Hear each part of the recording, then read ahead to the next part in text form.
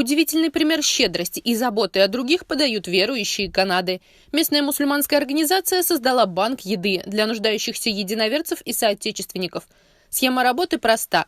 Те, у кого есть возможность помочь, перечисляют в фонд деньги или привозят продукты, а потом волонтеры фасуют их и развозят нуждающимся. Когда вы привозите еду людям, которые нуждаются, они так благодарны, и вы чувствуете, что делаете что-то важное для нашего сообщества. Пандемия коронавируса стала настоящим испытанием для целого мира. Многие потеряли работу. Кому-то в силу возраста запрещено покидать жилье. Поэтому мусульманский банк еды оказался очень востребован. Сейчас на попечении организации более 1000 одиноких стариков и более 150 малообеспеченных семей. Каждый день через наши продовольственные банки люди получают еду. Это примерно 150-170 семей ежедневно.